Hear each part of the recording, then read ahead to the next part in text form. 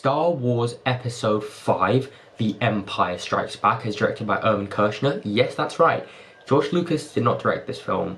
And don't you think that it's weird how the film that George Lucas has the least to do with is commonly known as the best Star Wars film? But anyway, yes, this is directed by Irvin Kershner, and yeah, commonly this is known as the greatest Star Wars film of all time. Personally, I think it is the greatest Star Wars film of all time. Maybe not my personal favourite, just because it hasn't really affected me in the same way that something like The Force Awakens has, but more on that when I review The Force Awakens. But this is commonly known not only as the best Star Wars film of all time, but one of the best films of all time. It's one of the highest rated films on IMDb, one of the highest rated films ever. And that is because this film is quite simply a masterpiece. But I don't need to say that because you already know that. So let's just get into the review, which by the way will be full of spoilers. Technically, this film is perfect. The blending of CGI and practical effects is revolutionary. So many of the effects still hold up, and that's because they were done for real. They are not CGI. They were models or puppets or whatever. There is so much attention to detail when it comes to, you know, crafting and designing the costumes, the weapons, and the sets are some of the most impressive sets to this day I have ever seen, especially for a film that came out in 1980. That's a long time ago. Hoth, Dagobah, Cloud City, they all look and feel like real places, and they all have such a distinct style to them. It feels real, it feels like you could actually live there. Maybe not Dagobah, but you get the point. The cinematography. This is some of the best cinematography I've ever seen. This is, in my opinion, probably the best looking Star Wars film out of like the original trilogy and the prequel trilogy, because obviously some of the technological aspects of it aren't as good as something like Force Awakens or Rogue One. But out of the original films and the prequel films, this is by far the best looking. Every single shot looks absolutely beautiful, and one scene that I have to talk about in particular, which in my opinion is one of the best looking scenes of all time, is Vader's fight with Luke, which I'll talk about in detail in just a bit. But just on a visual level alone, look at all the colours, the blue, the black, the orange, the reds. Somehow it is shot and lit in a way that all the colours really do like pop, but at the same time you still know that Vader and Luke are the two main focal points of the scene. And again, it really holds up. In fact, I do think that it looks better than most films nowadays. Another huge improvement, in my opinion, from A New Hope is the score by John Williams. This film introduced the Imperial March theme. If you don't know what that is, it sounds like this.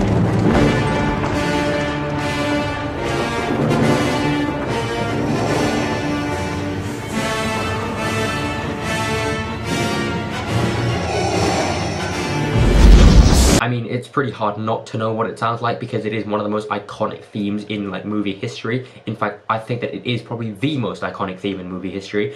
Also, I loved the way they used Leia's theme in this film. I think it works much better than in New Hope. And I think the best use of this theme is when Han is about to get frozen and Leia's like, "I love you," Han's like, "I know." It's like one of the most iconic lines in cinema history.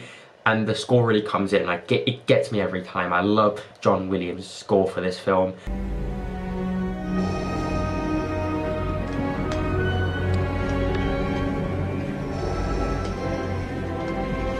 I love you. I know.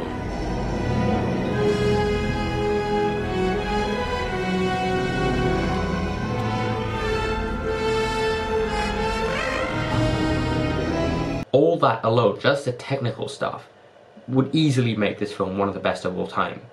But it doesn't stop there. This film takes it one step further because, in my opinion, by far the best improvement from the first film to this film are the characters. Now, I'm not saying that the characters in A New Hope are bad, because they're not. They're incredible. They started off so many different, stereotypes and character archetypes and stuff like that. But what Empire does so well, in my opinion, is develop and really show the relationships between each character in a very, very quick way. They sum it up in like really quickly. But there is a relatively significant, gap between New Hope and Empire, and so the characters actually know each other a lot better. And one of my favourite lines in the movie is that sums up the relationship between Luke and Han so well, is this line. "Sir, the temperature's dropping too rapidly." That's right, my friend's out in it. I'll cover Sector 12. That's common for a Sector Alpha.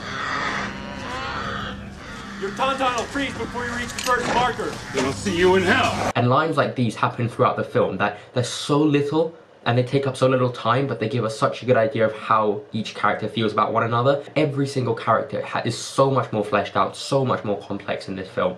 I guess we should start talking about them one by one. Luke.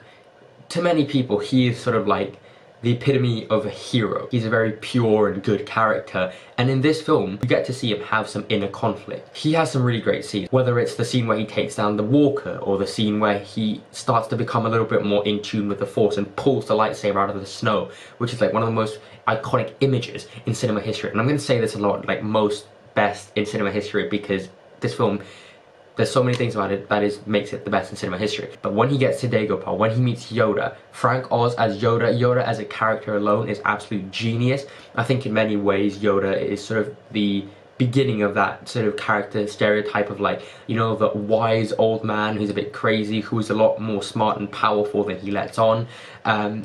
It's so great. And Yoda, again, has so many iconic lines. Do or do not, there is no try. When Luke is struggling to pull out the X-Wing and Yoda just like does it in one go, it's incredible. And I think that in many ways, especially after rewatching this film to prepare for this review, one of the things that I noticed is that Yoda and Luke's relationship, in many ways, is very similar to Dumbledore's relationship with Harry. Because, you know, when he's talking about the dark side and how not to underestimate the power of the dark side, in many ways, it reminded me of when Dumbledore said to Harry, you know, there will come a time when you have to choose between what is right and what is easy. And of course, when Luke goes into the cave and fights Darth Vader and finds out for some reason, when he decapitates Darth Vader, that it's his face. And I can imagine a lot of people seeing it for the first time being like, you know, what is this? What's going on?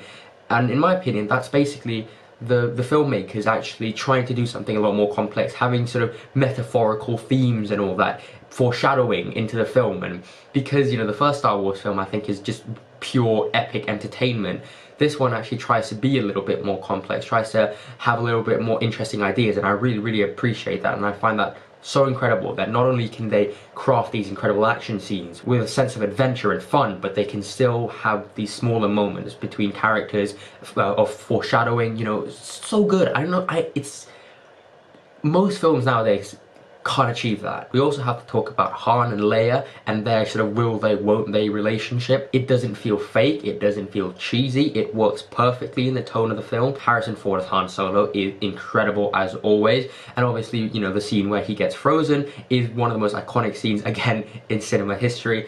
And a small moment, it's not really small I guess, but something that I really like about this film is when Lando takes Han and Leia to have that dinner, the doors open, it's Darth Vader, and Han, instead of just being like, whoa, he's immediately on instinct, gets his gun out and shoots Darth Vader. Incredible. Carrie Fisher's performance as Leia is brilliant. Billy Dee as Lando, so good. But now we have to talk about Darth Vader. Darth Vader in this film is so much more fleshed out. Just as Luke was sort of the visual representation of the good guy in the first film, and Darth Vader was, you know, the visual representation of the bad guy in the first film, in this film he actually gets a lot more to do than just being evil. You know, you get to see hints of who this guy might be, what might be underneath that mask, and I do mean that literally, because you get to see sort of like the back end of his head when the thing's sort of coming down, and he's so much more badass. I mean, this guy's dropping his generals left and right if they fail. And by the way, for Game of Thrones fans, this guy right here is Julian Glover, that's Pycelle. And the Emperor is also introduced in this film, and because, you know, he is mentioned in A New Hope, but in this film you really get to see this guy who's sort of pulling the strings behind the scenes, and it creates so much intrigue, right? One of the things that I feel like a lot of people back in the day probably didn't appreciate so much about this film is that a lot of things are left open-ended. Who is Darth Vader? Who is Anakin Skywalker? What's going to happen to Han? The film ends on a cliffhanger basically, and a lot of people may not have appreciated that because all the questions may not have been answered. This film is able to achieve something that's not many films can, and that is have a sense of fulfillment and satisfaction while setting up and letting people still be intrigued to see the next film. We also get introduced in this film to Boba Fett and the idea of bounty hunters. Boba Fett is obviously well known for being a fan favourite, even though he basically has nothing to do. Personally, I don't love the character of Boba Fett, just because, like I said, he pretty much does nothing. He does seem like a badass, and I do hope that one day he gets his own spin-off movie, sort of like, you know, Boba Fett, a Star Wars story or whatever. But in my opinion, I think Boba Fett is a bit of an overrated character. He doesn't really do anything, and I think people make a little bit too much fuss about him.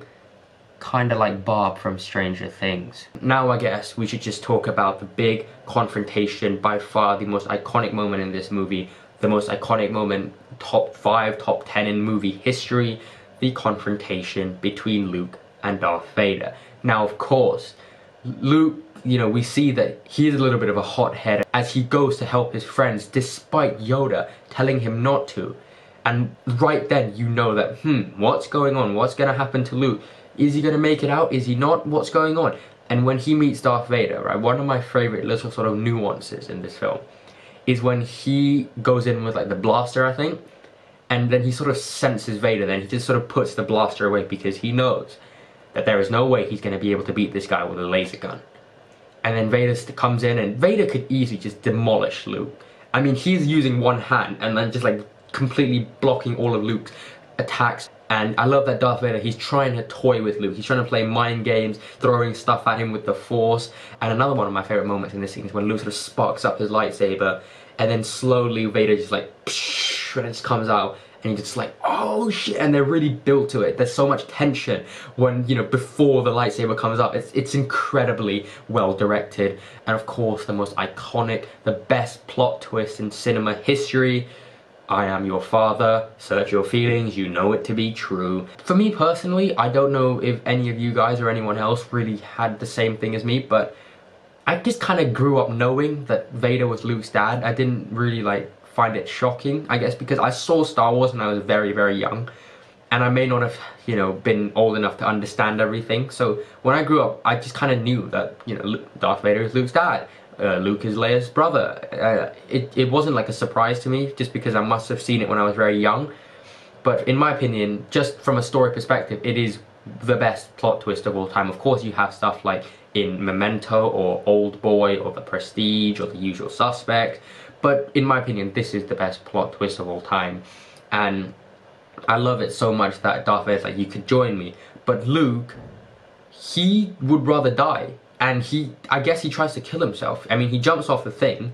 He doesn't know if there's going to be anything underneath. He doesn't know that one of those like things is going to open up. He at that point, he was like, I'm out, you know. And so he tries to kill himself. But then, of course, he gets saved, even though he gets his arm cut off. And it ends. It just ends like that.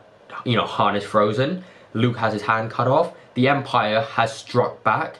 What's going to happen next? But at the same time, you have seen the progression of each character, and so you are satisfied.